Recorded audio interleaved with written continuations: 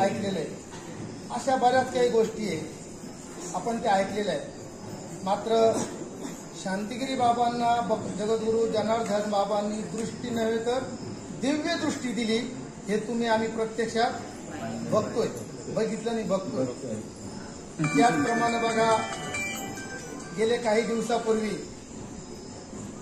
मी परिक्रमा म्हणजे माझं तीर्थयात्रा मी बाबांच्या आशीर्वादानं आश्रमात काही दिवस होईल तशी सेवा केली आणि तीर्थयात्रेचा माझा व्यवसाय आहे म्हणून मी बाबांच्या श्री क्षेत्र वैजापूर या ठिकाणी बाबाजींची पूजा होती.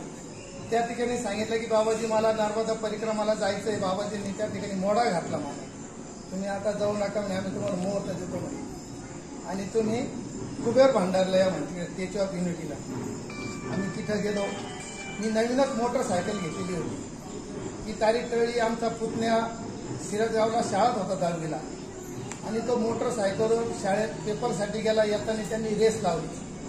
रेस लावल्यानंतर इतका भयानक त्याचा ऍक्सिडेंट झाला की त्याचा पोटातलं स्वादुपिंड फुटून गेलं. स्वादुपिंड फुटल्यानंतर तो जागेवर कोमात गेला. त्याला व्हेंटिलेटर द्यावं लागलं.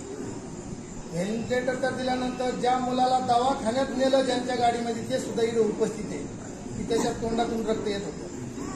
5व्या दिवसानंतर डॉक्टरने सांगितलं की तुमच्या मुलावर आता कुठलेही उपचार होणार नाही, तुम्ही त्याची अंत्यसंस्कारची घरी तयारी करायला सांगा. असं सांगितल्यानंतर मी आमचे क्लासमेटच आहे बाळासाहेब म्हणून चव्हाण, बाबाजींचे जे सारथी आहे, त्यांना फोन केला. नव्हे तर त्याच्या अगोदर त्याचं ऑपरेशन करायच्या वेळेस बाबाजींना फोन केला. बाबाजी रात्री 11 वाजता स्वतः फोनवर बोलले आणि सांगितलं की सागरच्या उज्ज्वल आयुष्यासाठी आपण बाबांकडं प्रार्थना करू आणि सागर लवकर बरा हो. मात्र त्याच 5 दिवसानंतर डॉक्टरने सांगितलं की तुमचा पेशंट कुठल्या प्रकारचा ऑक्सिजनला प्रतिसाद देत नाही, व्हेंटिलेटरला प्रतिसाद देत नाही, सलाईनला प्रतिसाद देत नाही, औषधाला प्रतिसाद देत नाही आणि तुमच्या पोटाच्या मुलाच्या पुतण्याच्या पोटामध्ये पूर्णपणे ब्लडिंग झालेलं आहे. स्वादुपिंड फुटल्यामुळं तो आता वाचू शकत नाही. तुम्ही तुमच्या पाहुण्या रावळ्यांना सांगा आणि रात्री तुम्हाला इडं कोणीतरी दिलासा देतील असे माणसं बोलवा आणि सकाळी तुमच्या मुलाला अंत्ययात्रेसाठी तुम्ही इथं घेऊन जाऊ शकता. आणि बाबांना फोन केला. 6:30 वाजता बाबाजी हॉस्पिटलच्या जवळ आले आणि बाबा तिथं सांगितलं. बाबांना मी सर्व काही सांगितलं. बाबांनी डोळे उघडून सुद्धा बघितलं नाही. मात्र त्या ठिकाणी बाबाजींनी भस्म दिला, नारळ दिलं, नारळ त्याच्या उशाला बांधलं आणि त्यावेळेस मी एवढंच बोललो की बाबाजी मनात सांगितलं की बाबाजी तुमच्या आश्रमामध्ये मी 17 वर्षे सेवा केली, 10 वर्षे वेरुळ केली, 7 वर्षे श्री क्षेत्र काशीला काशी विश्वनाथाच्या नगरीमध्ये कशी कोयना सेवा केली. 17 वर्ष माझ्याकडून सगळं पाप झालं, मात्र 17 सेकंद जरी माझ्याकडून पुण्य घडलं असेल काही, कारण की तुमचा शिक्का आमच्या पाठीवर आहे आणि लोक आमच्यावर थुकल्याशिवाय राहणार नाही. एवढंच बाबाजींची मूर्ती मनामध्ये आणून संकल्प केला आणि पेशंट वाचलं पाहिजे म्हणून सांगितलं. बाबांचा भस्म लावला. 1 तासानं डॉक्टरने सांगितलं तुमचा मुलगा सलाईनला ऑक्सिजनला प्रतिसाद देऊ राहिला आणि तो मुलगा आता एकदम तुमच्या आमच्यासारखा टाकाटाक होऊन शाळेमध्ये जाऊ राहिला.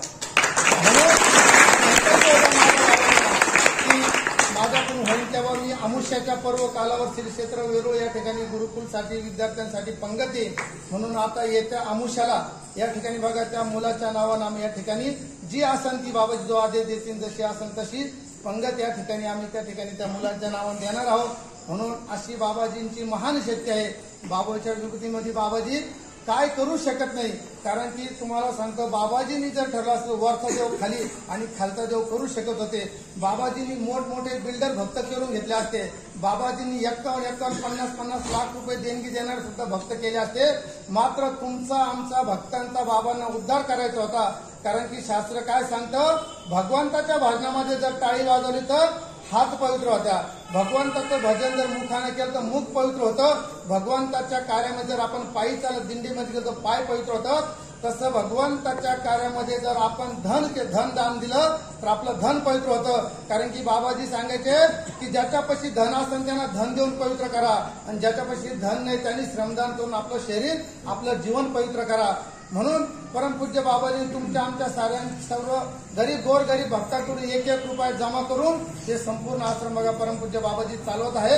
कारण की तुमचं आमचं सर्वांचं बाबाजींना कल्याण करायचं आहे. कारण की बाबा काय सांगते, बाबांना मूठ भर दिलं तर पोट भर द्या, कण भर दिलं तर मन घ्या. बघा अशी बाबाजींची महान शक्ती आहे. म्हणून वेळ खूप झालेला आहे, सर्वांना प्रसादासाठी जायचंय. झालेली सेवा बाबाजींच्या चरणी अर्पण करू.